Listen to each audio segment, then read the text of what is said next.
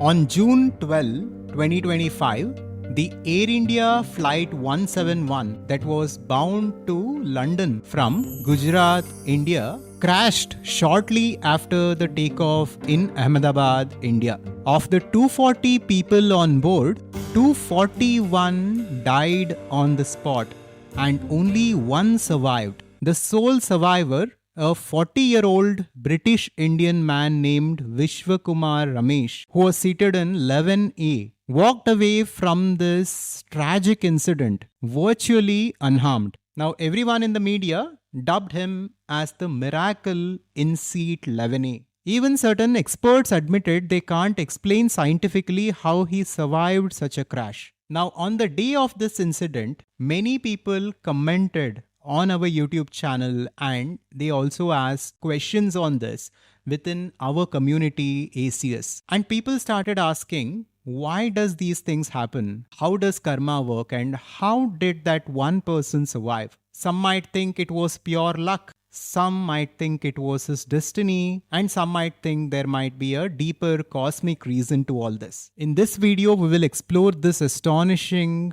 tragic story through the lens of Vedanta. The ancient sages taught us that nothing happens by chance. For every effect, there is a cause and there must be a cause. And our lives are shaped by certain unseen laws. So for the questions of why did such a thing happen and how come out of 242 people just one person survived, and how does karma work at the individual level, at the mass community level, and at the global level, all of these deep truths we will understand by the end of this video. So make sure to watch this with an open mind and with full attention till the end. The Adhvaitha channel is about consciousness and conscious creation. Here we explore Vedanta and various other ancient teachings from India to understand the nature of reality and to consciously create our lives. In the first part, let's discuss karma, the law of cause and effect. Karma comes from the Sanskrit word kri, which literally means action. It means every thought, every word, and every deed is like a seed that will sooner or later bear the fruit in our lives. The Upanishads, the ancient wisdom of Vedanta, repeatedly emphasize that our actions shape our destiny. As a man acts, so he becomes. A man of good acts will become good. A man of evil acts will become evil. By pure acts, he becomes pure. By impure acts, impure, declares the Brihadaranyaka Upanishad. So life doesn't happen randomly as per the Upanishads. Life happens through us and through our own past actions and deeds. But this karmic principle works across time. For thousands of years, for thousands of lifetimes, our memories are carried forward. As per the worldview of Vedanta, this is not the first life that each of us have had. We have lived different lives in different physical bodies, as different animals, as different human beings, and as different birds. Now, in each of these lives, the thoughts that we have thought, the actions that we have performed, and even the deeper tendencies that we had experienced, all of these things have constituted memory, have constituted karma. And karma is not as esoteric and as deep as we think it is. It is very simple and it is very direct. Look at your own experiences. Now from today, let's imagine that you begin to eat sattvic food. You simply cut off all forms of tamasic foods. You cut off alcohol, smoking, even meat and other non-vegetarian diet, and you simply focus on mild food and a sattvic diet, and you begin to eat twice a day. No matter who you are, how much your weight is, and where you're from across the world, if you simply eat the right kind of food, in a matter of days or weeks or months, you will begin to see the results. You will naturally feel more calm, your body weight will naturally regulate itself, and it comes closer and closer to its optimum levels. Your energy will begin to increase, and overall vitality of your life and your body will begin to increase. Now, these things are effects for the cause, which is you sticking to a strictly sattvic diet, a healthy diet. Now we looked at an incident in the short time frame. That is why it makes perfect sense. But now let's take this and expand it for thousands and thousands of years. That is when we begin to understand how karma works. Every action has a reaction, has a consequence. Now, some of the actions that we are taking today might not yield results immediately, might not give us the results in a matter of weeks or months. Sometimes it might be years, sometimes it might be decades, and sometimes it might be even lifetimes for us to see the results of our actions. But when there is a cause, there is always going to be an effect. This is karma. Vedanta explains that this momentum spans multiple lifetimes. And the Brihadaranyaka Upanishad verse 4.4.2 says, when a person dies, the deeds of this life and the impressions they leave behind follow him into the next existence. Thus, one's character and circumstances at birth are not random at all, but the outcome of past karma. Now, with this, let us come to the next part where we will discuss karma at the individual level. And we will discuss how that one person survived and how the karma works at the individual level. Now, the soul survivor's escape from death in this crash could be seen as the result of his personal karma. The unique balance of merits, demerits, and all the tendencies his subtle body carries. Now, Vedanta says when each of us are born, we bring a certain amount of allotted memory that is called prarabdha karma. This prarabdha karma is one aspect of the total memory that we have created for ourselves throughout many lifetimes. Now, the total amount of karma that each and every one of us have generated for thousands and thousands of lifetimes in different bodies, in different forms, is called sanchita. And from that huge data, we bring in a certain aspect of memory to this current life that the Vedanta calls as prarabdha. Now, this prarabdha karma determines the lifespan of a person. How many decades or how many years a person lives is determined by this prarabdha. Apart from that,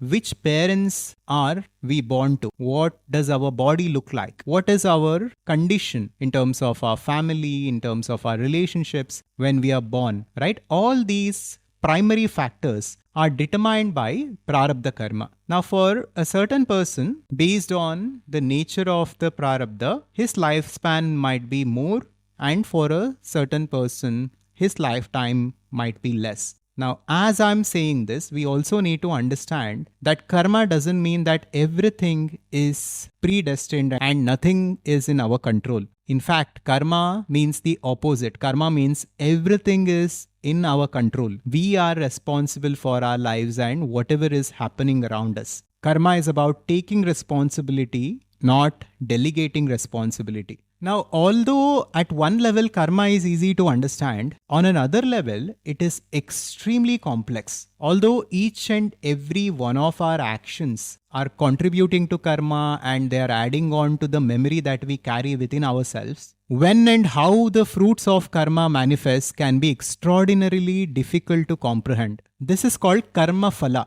which means the fruits of our actions. And this can happen at any time, at any place. Some results might appear immediately, some other results might take a few years or decades, and some results might appear after lifetimes together. And when it comes to this particular incident and that particular person who survived, all we can say from the worldview of Vedanta, his current disposition and his current memory and his karma did not allow his physical body to die there. One might say he had further life lessons or duties to fulfill, and his prarabdha karma, the portion of karma allotted for the experience in current life, had not completed. So he still had more life to live. Now in Vedanta, interestingly, the prarabdha karma is often explained as an arrow that has been shot from the bow. Now when we shoot an arrow and when the arrow is dispensed from the bow, it keeps on going in a certain direction until and unless that momentum and that energy is fully spent. And after that energy is spent, it simply falls down and it stops traveling further. Prarabdha karma can be understood in a similar way. For each and every one of us, there is a certain momentum and there is a certain energy through which we are moving ahead in life. After a certain period of time, once that energy begins to slow down and once the momentum of Prarabdha stops, we will drop our physical bodies. Now, we dropping our physical bodies can happen in many ways, in many forms. We can naturally die because of old age, and at the same time, someone can die because of an accident or an incident like this. Now, in this case, the momentum and the energy of that soul survivor was still very high. It still had more time before he could leave the body. And that is why the events of his life unfolded in a particular way in which he could escape that trap and he could live further. It is important to note that invoking karma is never about blaming the victims. Rather, it offers a way to find meaning or order in seemingly senseless events. Now with this, let's come to the next part where we will discuss how karma works at a group level, at a community level. Now the question was, if there were 241 people who died on that day, why did it happen and how does karma work at a group level, at a community level? Here we need to understand that karma operates not only at the individual level but at different dimensions and different levels. And when we look at this incident, we can say that the passengers and the crew of Flight 171 shared a common destiny that day. All of their lives intersected at one tragic event.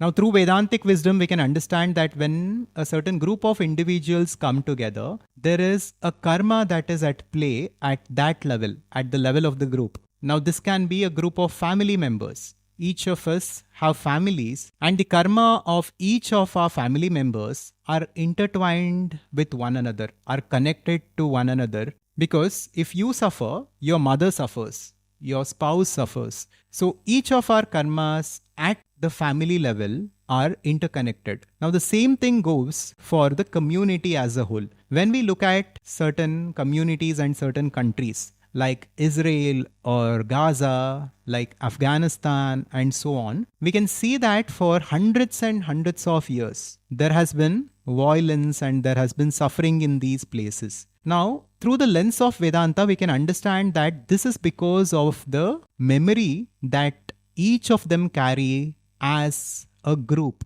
The Hindu philosophy sometimes uses the term samashti karma to describe our collective karma. And even this makes sense if we look at examples. Now, as a community or as a religious group, we share certain common values and a common set of rules and a common set of tendencies based on which we behave and act. Now, there are certain communities within Sanatana Dharma, for example, Jainism, where non-violence is given a lot of prominence and they do not kill any animal or any bird or any insect for any reason. Now, this is their collective worldview. Now, since the entire community has adopted this and they all behave in this way, each of their decisions influence each other's karma and they generate a collective karmic memory, which is a positive one. Now, at the same time, there might be a group of terrorists, who behave in a certain way, who think in a certain way,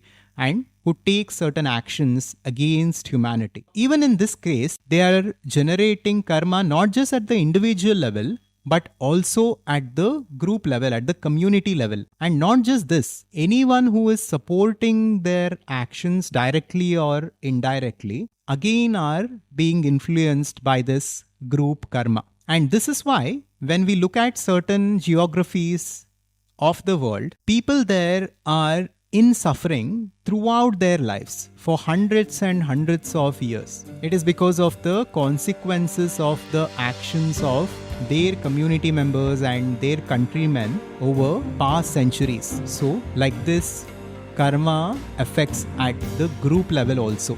And when it comes to that particular incident of the plane crash, Ramesh, who survived, might not have been bound by the group outcome.